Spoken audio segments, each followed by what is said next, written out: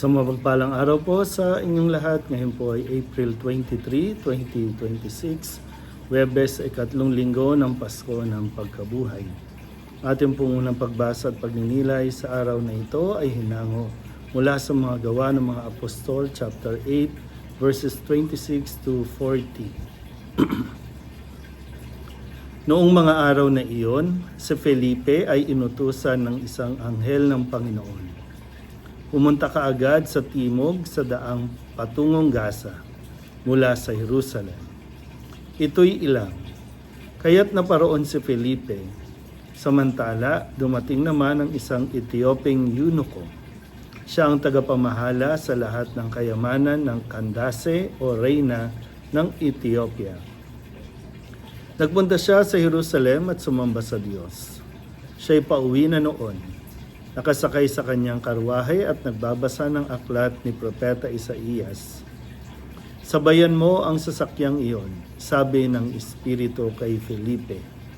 Patakbong lumapit si Felipe at narinig niyang binabasa ng eunuko ang aklat ni Propeta Isaías. Kaya't tinanong niya ang eunuko, naunawaan po ba ninyo ang inyong binabasa? Paano kung mauunawaan ito kung walang magpapaliwanag sa akin? Sagot nito. At si Felipe inanyayahan niyang sumakay sa karwahe at umupo sa tabi niya. Ito ang bahagi ng kasulatang binabasa niya. Kung paanong walang imik ang tupa na dinadala sa patayan o ang kordero sa harapan ng manggugupit, gayon din naman hindi siya nagbuka ng kanyang bibig. Siya'y hinamak at pinagkaitan ng katarungan. Walang maitatala tungkol sa kanyang mga inapo, sapagkat kinitil dito sa lupa ang kanyang buhay. Sabihin mo nga sa akin, wika ng eunuko kay Felipe, sino ba ang tinutukoy dito ng propeta? Sarili ba niya o iba? Buhat sa kasulatang ito'y isinalaysay ni Felipe ang mabuting balita tungkol kay Jesus. Nagpatuloy sila sa paglalakbay at dumating sa isang lugar na may tubig.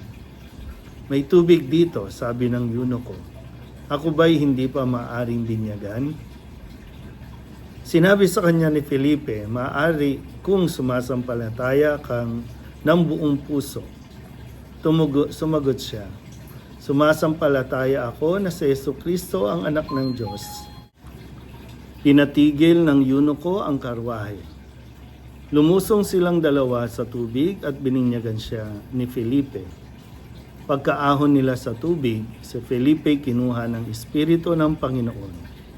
Hindi na siya nakita ng eunuko na nagpatuloy naman sa kanyang paglalakbay na tuwang-tuwa.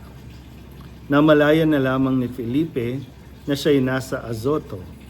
Mula roon, ipinangaral niya ang mabuting balita tungkol kay Jesus sa lahat ng bayang dinaraanan niya hanggang sa marating ang Cesarea. Ang salita ng Diyos. Muli po, isang mapagpalang araw sa inyo pong lahat at sa pagpapatuloy ng ating pagbabasa sa unang pagbasa mula sa mga gawa ng mga apostol. Ngayon ay narinig natin ang kwento ng misyon na ginawa ni Felipe at ang kanyang naging kontribusyon sa pananampalataya ng isang eunuko na habang nagbabasa ng aklat ni Propeta Isaías ay ipinaliwanag ni Felipe ang tungkol sa iba pang bahagi ng kasulatan na patungkol lahat sa ating Panginoong Jesucristo at yan yung mabuting balita. At dahil nga doon, malaking tulong na para desisyon ang eunuko na magpabinyag at sumampalataya sa Panginoong Jesucristo. Magandang paalala rin sa atin, no, na kaya nga lagi natin sinasabi na hindi sapat na tayo po ay binyagan o nabinyagan.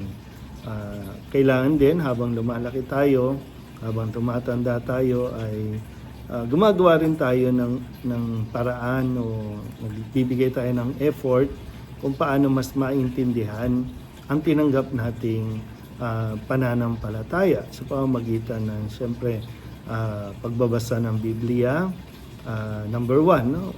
Pangalawa, may mga documents tayo na pwedeng basahin at dapat basahin para mapalalim nito ang ating pag-unawa sa mga ginagawa natin na may kinaugnayan sa pananampalataya para na sa ganon ay maging buo din at manggaling mismo sa atin ang atin pong desisyon na manampalataya kay Kristo. Kasi pwedeng sabihin na nung sanggol ka pa lang, wala kang nagawa noon, sa ayaw at sa gusto mo ay talagang bininyagan ka sa pananampalatayang Katoliko.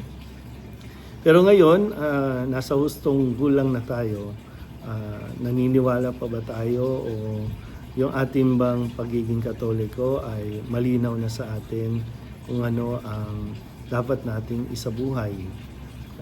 Sana po, no? Ikagalak mo at ipagmalaki mo na ikaw ay tumanggap ng pananampalataya sa pamamagitan ng binyag na ipinagkaloob sa atin nung tayo ay maliit pa. So muli, no? Palalimin pa natin ang ating pong pananampalataya sa pamamagitan ng pagbabasa at kung sakaling hindi ito maunawaan, may mga tao na o pwede mong tanungan o pwede mong lapitan para mas maipaliwanag sa iyo kung ano ang ibig sabihin ng nakasulat sa iyong binabasa. Muli, no? Ugaliin ang magbasa ng Biblia. Yan po yung pinaka-pundasyon ng ating pananampalataya tungkol.